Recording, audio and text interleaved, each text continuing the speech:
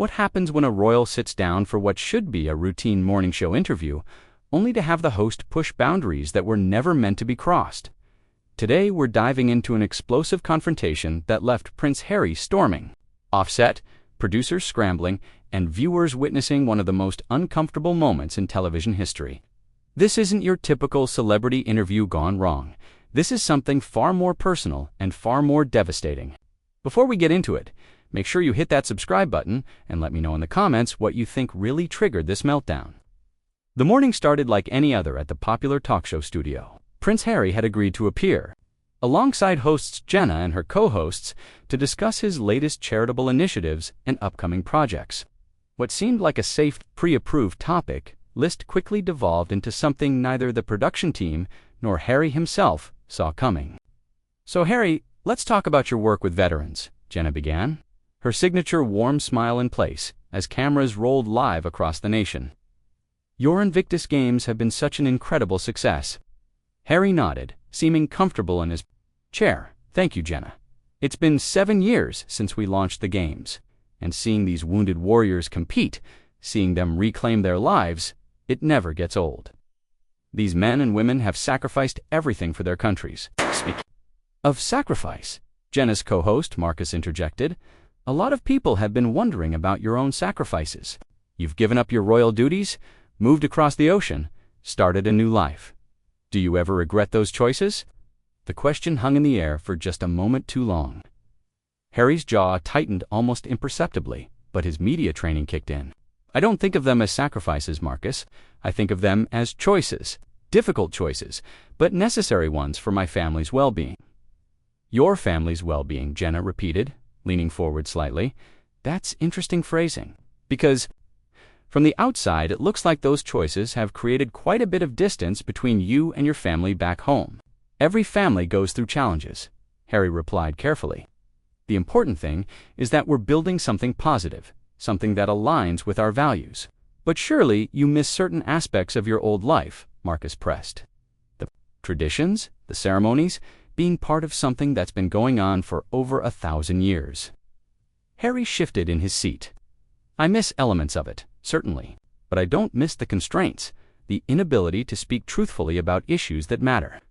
Truthfully, Jenna seized on the word. "That's something you've talked about a lot in recent years, the importance of truth, of your truth.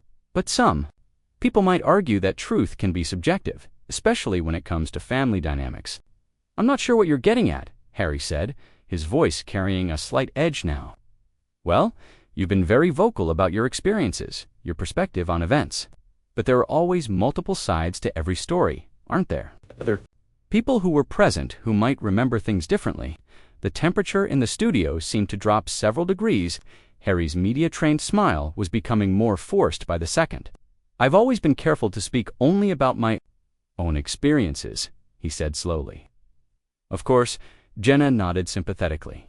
"But when those experiences become public, when they're shared in books and interviews and documentaries, they inevitably affect other people.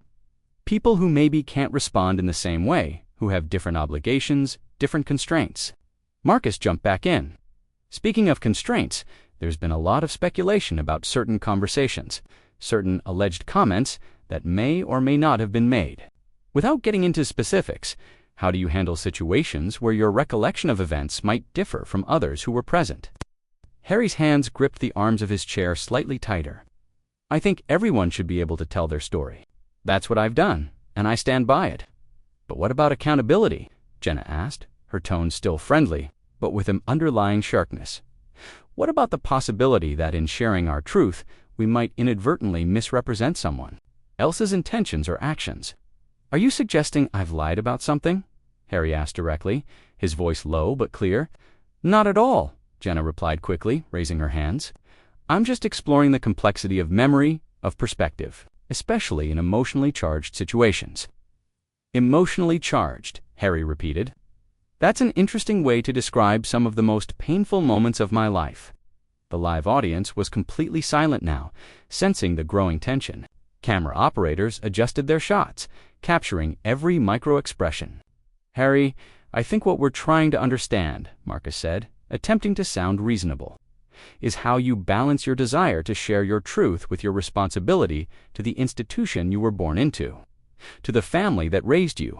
The family that raised me, Harry said, his voice barely above a whisper, also failed to protect me in ways that matter. They failed to protect my wife. They failed to learn from what happened to my mother. Jenna's eyes lit up. She knew they were approaching something explosive. Your mother, she said carefully. You've spoken about how the press treatment of your wife reminded you of what your mother went through, but some might argue that the situations were quite different. Your mother was dealing with marital problems, public scrutiny of her relationships, whereas your wife was navigating the challenge of joining an ancient institution with very specific protocols. Harry's face went completely still. I'm sorry, are you comparing my wife's treatment to my mother's personal struggles? I'm not comparing anything, Jenna said. I'm just trying to understand your perspective on these parallels you've drawn. My perspective, Harry said, his voice gaining strength and anger, is that both the women I've loved most in this world were systematically destroyed by the same machine, the same people who smile at you in public and brief against you in private. But, Harry, Marcus interjected, surely you can see how some people might feel that's a rather serious accusation to make against your own family members. Harry turned, to look directly at Marcus, his eyes flashing. Serious accusation? You want to talk about serious accusations? Let's talk about the stories that were planted about my wife while she was pregnant. Let's talk about the complete silence when she was being torn apart in the press. Let's talk about the refusal to correct blatant lies because it might temporarily benefit someone else's narrative. The studio fell into an uncomfortable silence as Harry's words hung in the air. Jenna exchanged a quick glance with Marcus, both realizing they had pushed further than anticipated, but neither willing to back down now. Harry, Jenna said, her voice taking on a more serious tone, those are very specific allegations you're making. When you say stories were planted, briefings were given, are you talking about official palace communications, or are you suggesting something more coordinated? Harry let out a bitter laugh. Official palace communications. That's rich. You think there's a difference? You think when a senior royal's private secretary calls a journalist and suggests they look into a particular angle, that's somehow separate from the institution. But surely you understand, Marcus said, leaning forward, that all public figures, all institutions, have communication strategies. That's just modern media management. Media management, Harry repeated, shaking his head. Is that what you call it when they throw a pregnant woman under the bus to protect someone else's bad week? When they let racist undertones go unchallenged because addressing them might be inconvenient? Jenna's eyebrows raised slightly. Racist? Undertones? That's a strong word, Harry. Can you be more specific about what you mean by that? Harry stared at her for a long moment, and viewers could practically see him weighing his options. You know exactly what I mean. The coverage of my wife from day one was different. The language used, the assumptions made, the stories chosen to highlight. And when we tried to address it, we were told we were being too sensitive, that this was just normal press scrutiny. But Harry, Marcus interjected, the British press has always been tough on royal family members. Your brother and his wife faced intense scrutiny too, especially in their early years. How do you differentiate between standard press attention and something more targeted? Harry's hands clenched into fists. Standard press attention. You want? To compare the coverage, let's compare headlines. Let's compare the language used when my sister-in-law held her pregnant belly versus when my wife did the same thing. Let's compare the reaction when my sister-in-law was emotional versus when my wife showed any human feeling whatsoever. That's an interesting point, Jenna said, though her tone suggested she wasn't entirely convinced. But couldn't some of that difference be attributed to other factors? Different circumstances, different timing, different public moods, different skin color. Several audience members audibly gasped. The camera operators seemed frozen, unsure whether to zoom in or pull back. Jenna recovered first. Harry, that's a very serious allegation to make on live television. It's not an allegation, Harry replied, his voice steady now, almost calm. It's an observation. And if you're uncomfortable hearing it, said plainly, imagine how uncomfortable it was living it. Marcus cleared his throat.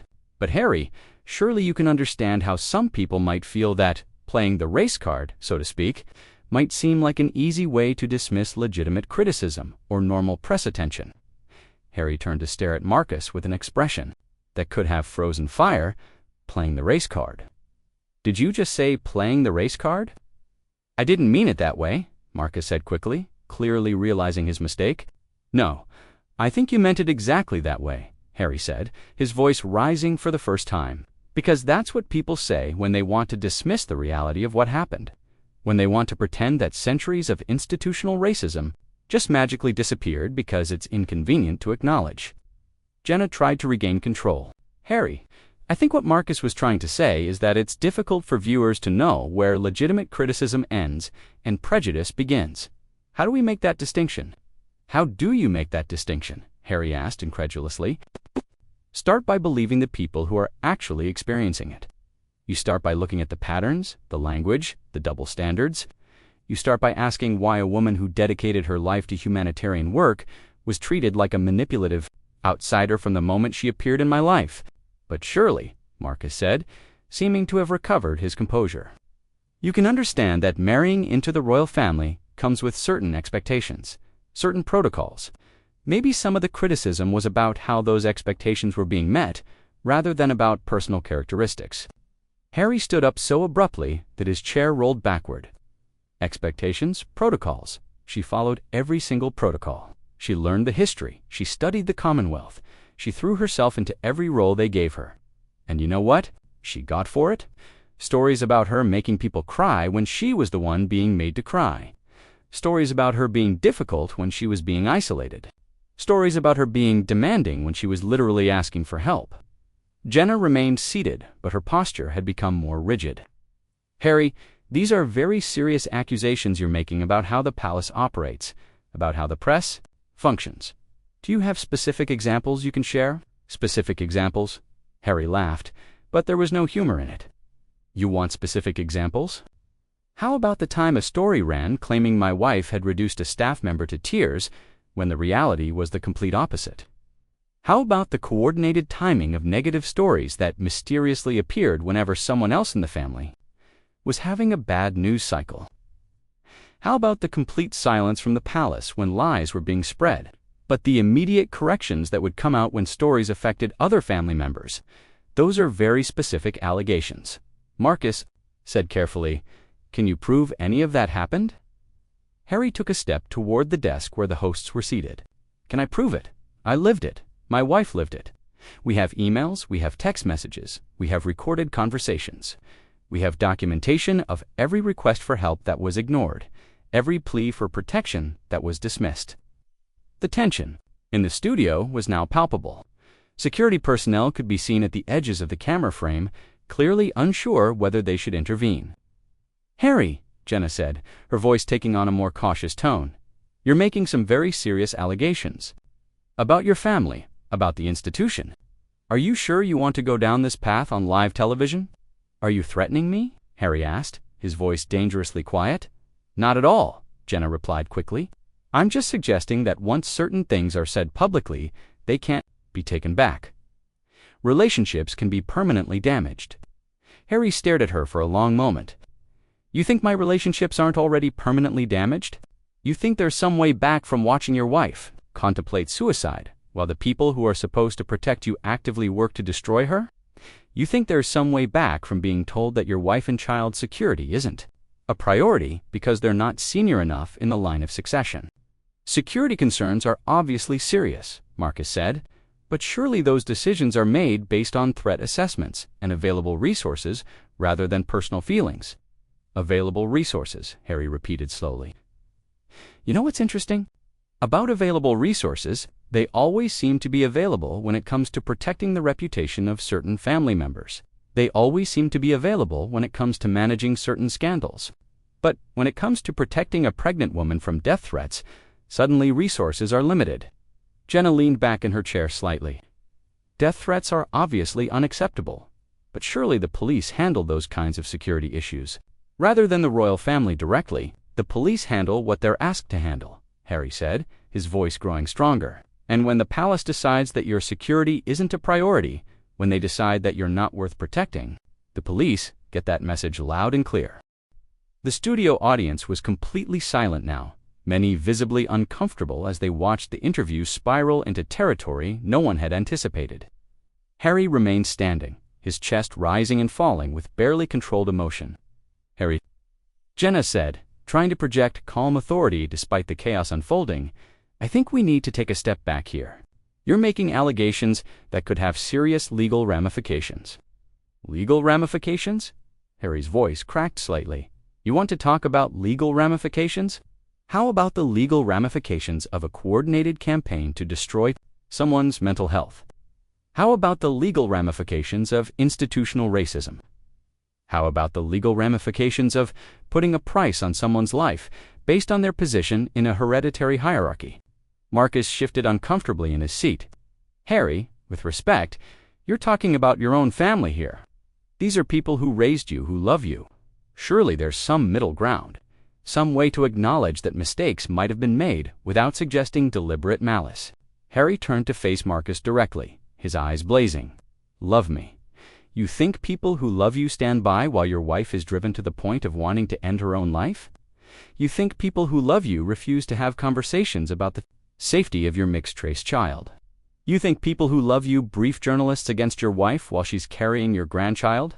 "But Harry," Jenna interjected, clearly trying to regain some semblance of control, "surely you understand that the royal family operates within certain constraints. They can't respond to every piece of press coverage. They can't get involved in every controversy." "Constraints," Harry said, laughing bitterly. "There are no constraints when it comes to protecting the heir. There are no constraints when it comes to managing certain family members' scandals. There are no constraints when it comes to briefing positive stories about whoever needs their image polished that week. But suddenly, there are constraints when it comes to protecting my wife and child." "You keep talking about briefings," Marcus said, his tone becoming more challenging. "But these are serious accusations. Are you saying that senior members of your family personally called journalists to plant negative stories about your wife?" Harry paused, seeming to consider his words carefully. "I'm saying that the system is designed to protect certain people at the expense of others. And when that system decided my wife was expendable, my family chose the system over us. That's a very serious accusation to make against your father, your brother," Jenna said. "My father? Do you know what my father said when I told him about the racist coverage my wife was receiving? He said, that's just how the press works. When I told him about the death threats, he said we all get them. When I begged him to do something, anything, to protect his daughter-in-law and grandchild, he said it wasn't his place to interfere with press freedom. The studio was so quiet that the hum of the air conditioning seemed deafening. And your brother?" Marcus asked quietly. Harry's face contorted with pain and anger. "My brother chose his future crown over his current brother. He chose protecting the institution over protecting the woman who was carrying his nephew. He chose silence when he could have spoken up, because speaking up might have been inconvenient for his own image." "Harry," Jenna said gently, "these are relationships that go back your entire lifetime. Surely there's some way to repair this damage, some way to find common ground." "Common ground?" Harry's voice rose again. "What common ground is there with people who were willing to sacrifice my wife's mental health for a few positive news cycles? What common ground is there with people who calculated that our pain was worth less than their convenience?" Marcus leaned forward. "But surely you can understand their position too. They have responsibilities to the crown, to the country. Sometimes difficult choices have to be made." Harry stared at him in disbelief. "Difficult choices? You think choosing between protecting my pregnant wife and protecting the monarchy was a difficult choice? You think watching someone you supposedly care about be systematically destroyed and doing nothing about it was just a difficult choice?" "I'm not defending anyone's actions," Marcus said quickly. "I'm just trying to understand the complexity of the situation." "The complexity," Harry said, shaking his head. "There's no complexity in choosing between right and wrong. There's no complexity in choosing between protecting an innocent person and protecting an institution. There's no complexity in choosing between love and power." Jenna tried once more to steer the conversation. "Harry, what would it take for you to reconcile with your family? What would they need to do or say?" Harry looked at her as if she'd asked him to explain quantum physics to a toddler. "Reconcile? You think this is about reconciliation?" You think I want to reconcile with people who were willing to watch my wife die rather than admit they were wrong? That's a very dramatic way to put it, Marcus said. Dramatic. Harry's voice cracked completely now. My wife told me she didn't want to be alive anymore. She told me she couldn't see a way forward. She told me she was scared of what she might do to herself. And when I went to them for help, when I begged them to intervene, they told me it was a personal matter that we needed to handle ourselves. The raw pain in his voice was unmistakable now. Several people in the audience were visibly crying. And you know what the real tragedy is? Harry continued, his voice breaking. They could have stopped it at any time. One statement from them could have ended the harassment. One correction could have stopped the lies. One public show of support could have saved her. But they chose not to, because protecting her wasn't worth the political cost. Harry, Jenna said softly, I think maybe we should take a break. A break? Harry laughed through what might have been tears. You want to take a break? You brought me here to talk about charity work and ended up psychoanalyzing my family trauma on live television. You pushed and pushed until you got the explosive content you wanted, and now you want to take a break. Marcus started to speak. Harry, we never intended you. Never intended what? Harry cut him off. You never intended to ambush me. You never intended to use my pain for ratings. You never intended to force me to relive the worst period of my life for your audience's entertainment. Harry started walking toward the edge of the set. You know what? I'm done. I'm done explaining myself to people who refuse to understand. I'm done justifying my choices to people who've never had to make them. I'm done pretending that there's some middle ground between protecting the people you love and enabling the people who hurt them. Harry, please, Jenna called after him. Let's just talk this through. Harry stopped and turned back to face the cameras one final time. You want to know the truth? The truth is that I chose my wife and child over an institution that was killing them. I chose love over duty, humanity over protocol, truth over tradition, and I would make that choice again every single day for the rest of my life. He pulled off his microphone and dropped it on the floor. This interview is over. As Harry walked off the set, the cameras caught Jenna and Marcus sitting in stunned silence, clearly unsure how to proceed. The audience remained frozen, having witnessed something far more raw and explosive than anyone had anticipated. The last shot showed the empty chair where Harry had been sitting, his discarded microphone still on the floor, a powerful symbol of a conversation that had gone too far and revealed too much. What did you think of this explosive confrontation? Did Harry go too far? Or were the hosts the ones who crossed the line? Let me know in the comments below, and don't forget to subscribe. For more dramatic celebrity moments that shocked the world,